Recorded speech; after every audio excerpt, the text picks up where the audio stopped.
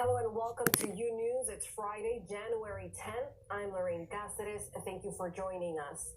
We begin today with new information on a deadly plane crash that killed 176 people.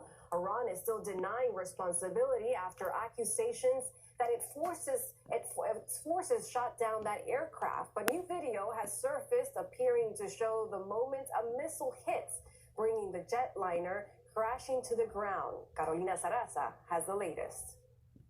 Iran state media says authorities have invited Boeing to take part in the investigation, the move only coming after Western leaders said the plane appeared to have been hit unintentionally.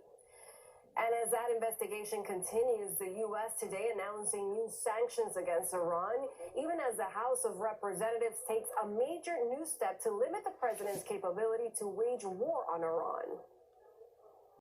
Secretary Pompeo pushed back on reports that the Iraqi prime minister has asked the U.S. to start negotiations to begin U.S. troop withdrawal. He reiterated, however, that the administration may pursue an eventual withdrawal down the line. Across the country, anti-war protests continue. In New York City, last jobs report is in. That report revealing that the economy added 145,000 new jobs last month. Now turning to the situation in Puerto Rico, FEMA is working to support those impacted by the recent earthquakes as we've been now to explosive newly released messages from Boeing about the now grounded 737 MAX jets and internal documents, employees mocking the FAA and even appearing to conceal problems from regulators. The exchanges taking place before two crashes killed nearly 350 people. Rafael Rodriguez has the details. Now to Colorado for an aerial mystery residents have been trying to solve. People in that state, along with several others, trying to figure out the origin. Chicago Animal Care and Control captured a coyote late Thursday after a series of issues coming up. An investigation is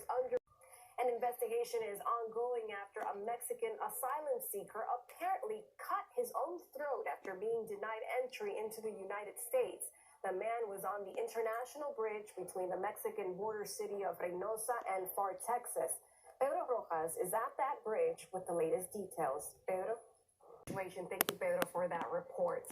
And the Trump administration is now blocked from enforcing a policy that would have allowed immigration authorities to deny legal status to immigrants who've used or are judged likely to use publicly funded support programs like food stamps or Medicaid. That decision coming from a federal appeals court in New York.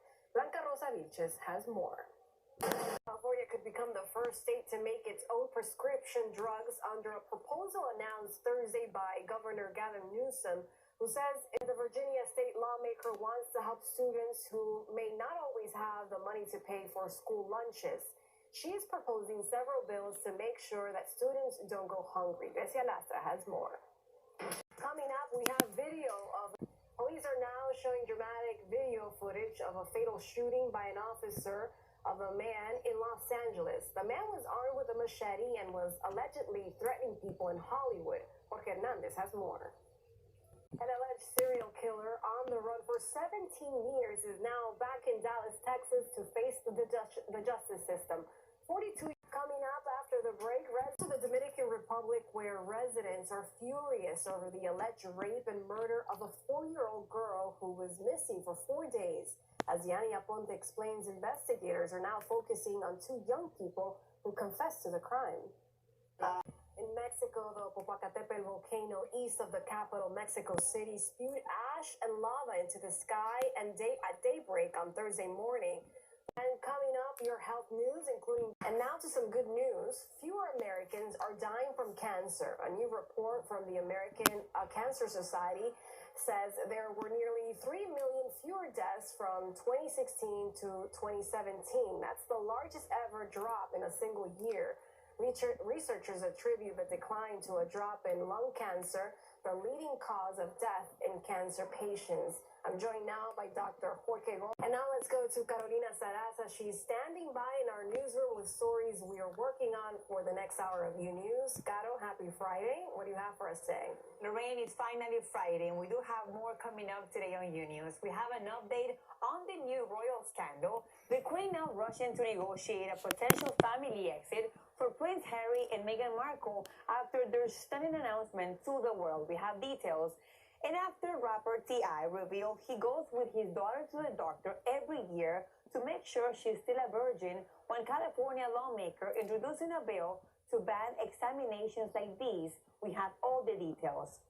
And with Australia fighting massive wildfires, a number of celebrities are pitching in to do what they can. We had that special report and so much more. Lorraine, now back to you. Thank you, Caro. We'll be watching, and I'm so happy to hear that. Welcome back to News. A California mom and her daughter took a long road to a better life. They went from homeless to thriving with higher education. Azul Alvarez tells us how they did it. Great story. Good for them. And an Illinois woman is doing her part to help animals injured in the Australian fires. Becky, we have for the first hour of News, but stay tuned for the second hour. We have much more coming up with my colleague Carolina Sarasa. Happy Friday.